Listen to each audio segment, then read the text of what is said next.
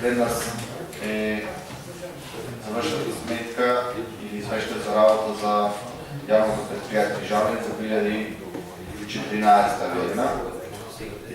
Би сакал да се надовързам на говорът на моят колега, помощ на Кина. Дали имате информация от вашата посета от Кина, каква е минималната или просечната плата от Кина в фабриките, в които работят кинезите, а чии фабрики са трански инвеститори?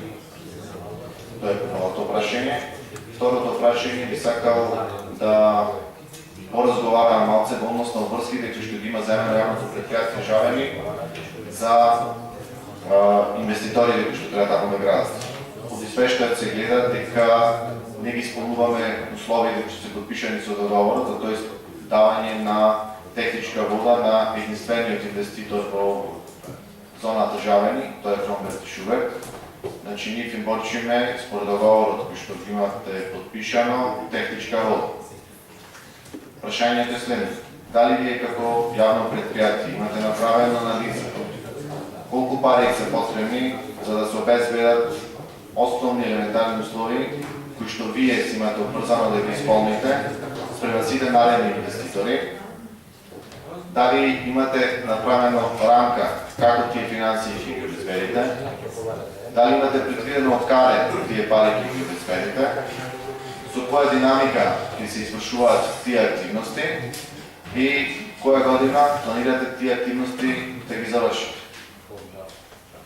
Тоа се генерално прашањата кои што сакам на почетокот од расправата за мене предпријатие Жален да ги поставам, но текот на дискусијата ќе се надоврзиме со уште некои прашања.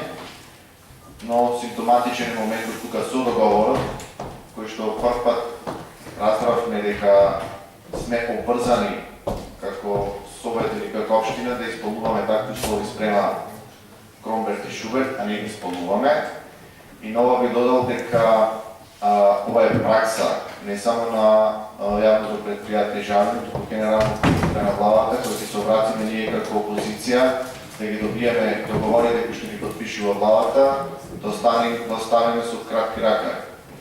Видовме таква ситуација исто со договорот за помош од страна на владата спрема Кромберт и Шуберт, во кој што директорот се попали дека владата инвестирала 1,5 милион евра за стабилизација на земјиштето, а ние за тоа немаме представа, немаме ни увид какви се други клаузули се подпишани во тој договор.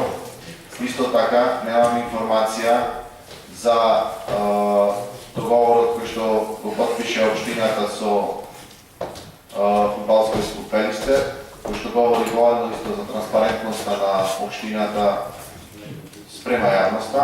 И третиот момент, не помалку важен, е моментот кој што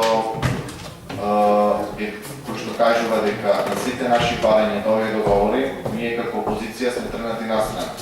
Истите тие договори ги имаме барани според законот за пристап до информации од јавен карактер и истите не ни се даваат.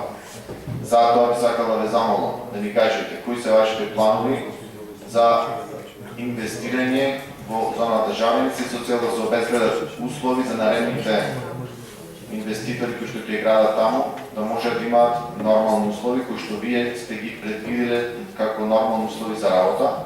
Вие во контекст со Кина, дали кинезите му измедуваат техничка вода или луѓето сами се снаоѓаат со дождовница, например.